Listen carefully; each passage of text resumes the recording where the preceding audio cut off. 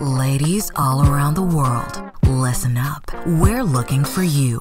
The time has come to be unstoppable together. The danger of executive women is worrying we're not enough, obsessed with perfection, failing to perform. You're in the right place. It's now time to be unstoppable together with Connie Fife. She was the director of the United States Chamber of Commerce and CEO of the Girl Scouts. Sit down, squat down, or lie down. It's time for Up or Out, all business with Connie Fife, your unstoppable diva and chair of the Fife Group, helping women in leadership achieve excellence and be unstoppable together. Hi, this is Connie Fife, your unstoppable diva, and you're here with another episode of Up or Out with Connie. And today our guest that we have on the show is Jon Dwoskin, who is the business whisperer. So Jon is an executive advisor, a business coach, and also a motivational speaker. And after a successful corporate career, he launched the Jon Dwoskin Experience, which teaches C-level executives the secrets to think big, think very big. So he's also the author of the Think Big movement, and he's also a 15-year cancer survivor. So Jon, welcome to Up or Out. Thanks, Connie. How are you? Good to be on the show. Good. I'm doing fine. Doing great. So you're getting a little snow there yet. So so we're in Southern California, but it's a bit of a cool day out there today. So probably hitting in the mid 40s, which is probably nothing to you Michigan people. Yeah, it's a little bit. It's about 28 degrees and snowy here, but it's all good. It's all good. Well, I'm from the Northeast, so I know snow. I know cold. So totally. Totally get it. So your mantra is think big. Yes. Okay. So the question always comes up is bigger always better? So what's your take on that? Well, in most cases, yes, but how people define big is always different. I think complacency is a killer. And so if you're not thinking bigger and thinking about how you can grow your business and yourself on a daily basis, day over day, and then you become complacent. And so complacency, I think, kills companies and kills mindsets and gets people bored, and it's just not a healthy recipe. So for me, thinking big is about defining what your big is, reverse engineering that, and doing what you need to do every single day, doing the small things every day that compound over time to get to your own big. Another way of looking at it is, what's your purpose? A lot of times people's purpose and mission statements are big, and you're anchored into those as you grow your business. It's pretty much the same mindset, but told in a different way. Can companies get themselves in trouble by thinking too big? Well, it depends. They can get in trouble thinking too big if they don't have the people to actually implement it and the right people in the right seats doing the right things. So that's a problem, right? So you can have big goals, but if you don't have the people and the right people to execute and build them, then it can be too big. Right. If you're not delivering, people are just going to walk away. You're going to lose customers with that. Right. I mean, that becomes a recruiting issue and a people issue, and looking at your people and knowing you have the right people doing the right things in the right seats, building the right culture, and is the CEO and the C-level executives doing what needs to get done with the right managers in place and hiring the right people to grow the company. So if you have a clear vision, if you have clear on your clarity of what your purpose and what your big is, then if done right, you can execute on it effectively. Right. So you also talk about how companies get unstuck, and there's that one main thing of getting them stuck, but then you also provide some information how they get unstuck. But what is that number one thing that gets them really stuck, almost in a complacency where they don't and they can't move forward with their business? A lot of times it's a lack of proper planning, effective meetings. Sometimes they have too many meetings. They're not effective meetings. And there's a lack of underlining planning and preparing that goes into the day and the culture. And not only that, but a continual growth mindset of everybody growing and always learning. And, but really it's a combination of a lot of fundamentals of that. Yeah, there's not just one quick answer. There's a lot of things that go into it. The biggest challenge I see with a lot of organizations is the leadership team are not in alignment with each other. And everybody's, working in their own way, in their own direction. So right. The leadership team should be having quarterly offsites, annual offsites. Again, it goes back to the planning and planning out the year and the 3-year vision and what the leading activities are and what they need to be doing quarterly, how they need to be managing the people underneath them, the business plans that they need to have that are consistent with the leadership of the company's business plan as well. And there needs to be time invested in training their people to accomplish, and bring their best selves. So yeah, there's a lot of planning that needs to go with leadership teams. And a lot of times what I see is they'll have meetings, but they're not effective and they're not talking about the right things. They're not planning for the right things. There's not enough actionable things that are going on that are specific and measurable. So it's hard to figure out how to move all of that forward. Yeah, where is that measure coming in? Who's holding who accountable at Correct. At that point? Because so many meetings are being held, and it's all it's a lot of noise. But how do you take that back, and how do you actually put that out throughout the entire company, and then again making sure everybody's being held accountable? So is that some of the areas where you say that there's 3 things that a company can do to get unstuck? Yeah, no, absolutely. Training we just talked about the leadership team. The managers, a lot of times people get promoted into a management position and they actually do not know how to manage people. They don't know how to influence people. So you have a line, of people on an org chart that manage, anywhere between 2 and 10 people each, and they don't know how to manage people effectively. And although the owners of companies are responsible for the culture of the company, people leave managers, not companies. And so if your managers aren't well trained and they're not the right people, and there's not management, 101 training or some type of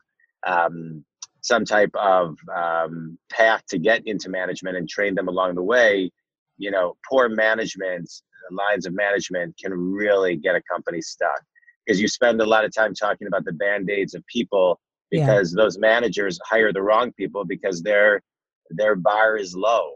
And so they don't, so they're just the wrong person hiring the wrong people. And so a lot of times that's a huge thing. And then it goes down to the salespeople, right? And then the admin people. How are they trained? What's the level of communication? Right.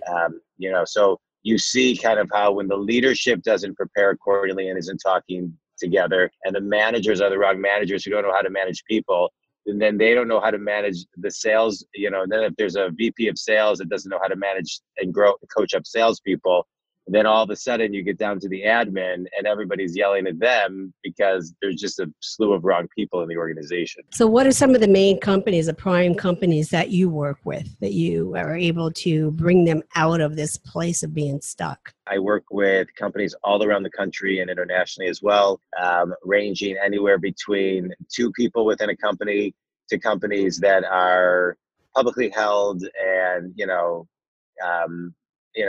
tons of offices around the country and everything in between, private companies, 10 people, 20 people, 50 people. So I basically, everything that I just laid out, I see within companies, and I come in and I work with the salespeople to grow their sales. I work with the VP of sales to grow their people. I work with the managers and teach them how to manage people.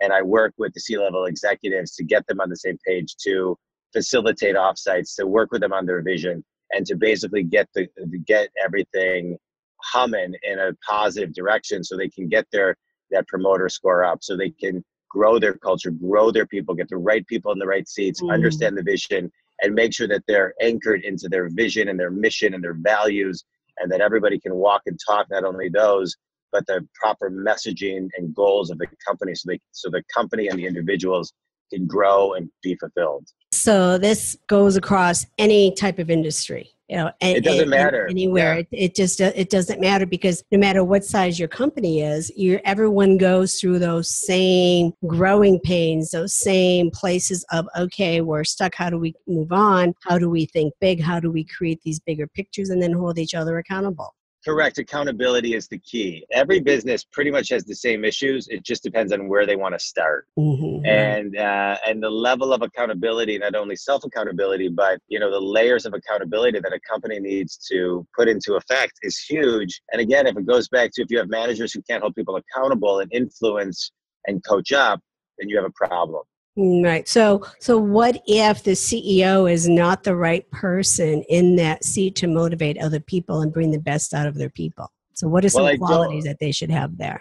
Well, I don't necessarily believe that anybody can motivate anyone. I believe that people can demotivate, but the goal is to hire motivated people and coach them up. But if the CEO is the wrong person that, got the company to where they need to be, but can't get them to where they need to go, if they don't have the characteristics, then they need to think about, putting themselves in the right seat. But typically, you want a CEO who has built a company that he can inspire people and empower people to do the things that he needs or she needs to do, which is get out there and be, a champion of the brand and growing new business and connecting with clients and growing the business and influencing the people and inspiring the people underneath him or her to grow their divisions of the company and the people. Yeah, because then they're inspired just by seeing that type of behavior, of the other person. Because let's face it, not everybody can bring out the best in other people. But you're absolutely right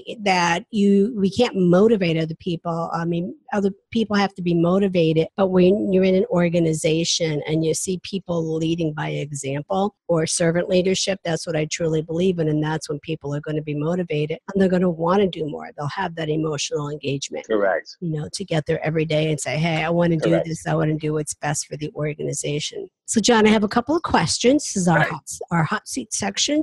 Finish this sentence. I am a leader because I care and I manage from my heart, but know how to use my brain. My favorite success quote is, success without fulfillment is the ultimate failure, Anthony Robbins.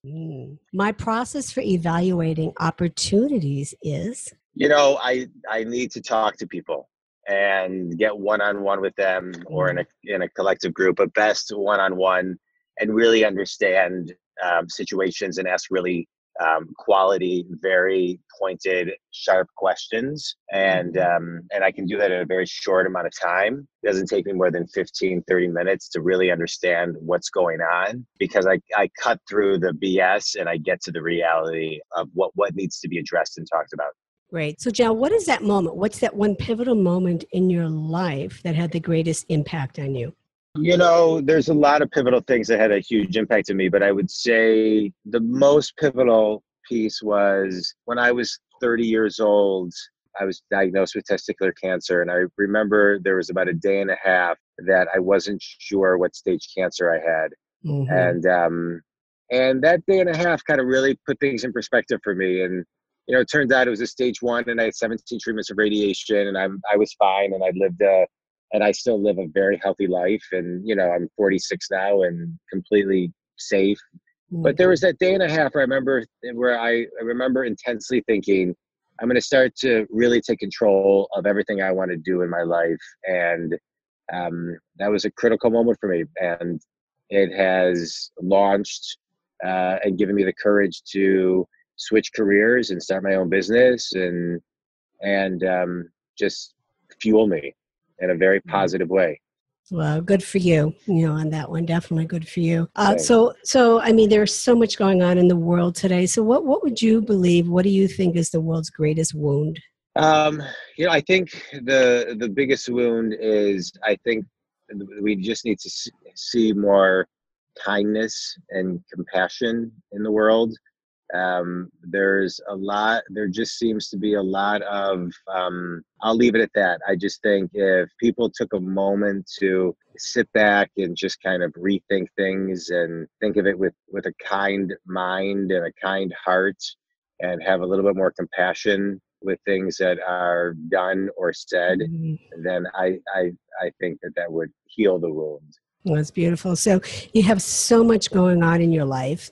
Is there a point where you will say that you are now satisfied? I do my best. I'm always in competition with myself. And I would say that I work really hard every day. I have 2 kids, 15 and 12. My wife and we've been married 17 years. And I really do my best on a daily basis to practice presence. So I run hard and I work hard, but I do my best to take every day and write out what I'm grateful for and take time to meditate and get grounded so I can enjoy and be satisfied with the day. So that's how I can answer that question. I do my best to finish each day saying I did the best I possibly could do today. And so I'm satisfied with today.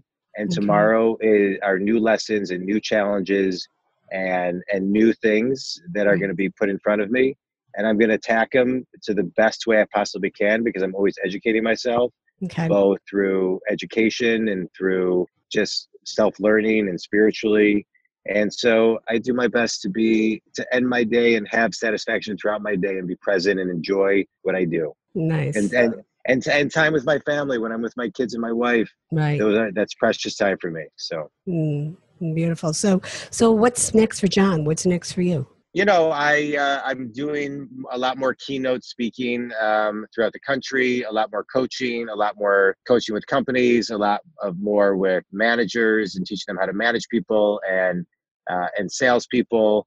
I've been promoting my book and things of that nature. I have a bunch of online courses, but next is going to be more seminars, teaching, groups of people what I do when it comes to sales and growing your sales and growing your management skills and growing your business. So, the seminars, the Think Big seminars, and I have 3 podcasts that I'm very active in that I do, but seminars will be my next big thing, and some more online courses that I'm creating. Okay. And a second book.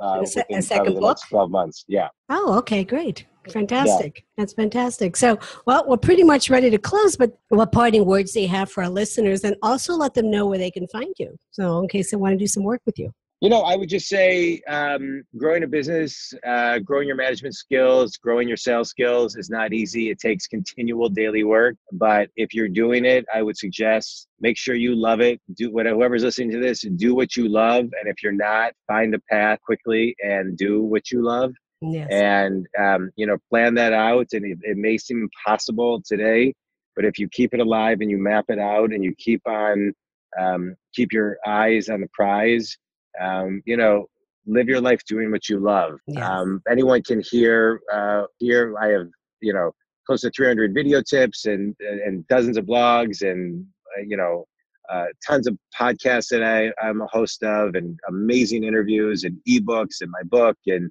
my coaching services and my courses and my keynotes are all on my website, Jon Dwoskin, Jon, D as in David, Woskin. You can get all of that and many of my favorite things to run your business. And then anybody can call me 248-535-7796 or email me at jon@jondwoskin.com. And I love talking to new people and I love growing businesses and I love making people better at what they do. And I appreciate you, Connie, having me on your show. Well, Jon, I'm thrilled that you've been here today. And this has been a while coming. So I'm so glad that we were finally able to connect. Yeah, me too. Thanks for being patient. That's quite all right. And again, thank you for being here. And again, jump and listen, jondwoskin.com. You can find out a lot about his programs and different things that he has going on. So check it out. He might just be able to help your business. Thanks, Connie. Ladies all around the world, listen up. We're looking for you. The time has come to be unstoppable together. The danger of executive women is worrying we're not enough, obsessed with perfection, failing to perform. You're in the right place. It's now time to be unstoppable together with Connie Fife. She was the director of the United States Chamber of Commerce and CEO of the Girl Scouts. Sit down, squat down, or lie down. It's time for Up or Out, all business with Connie Fife, your unstoppable diva and chair of the Fife Group, helping women in leadership achieve excellence and be unstoppable together.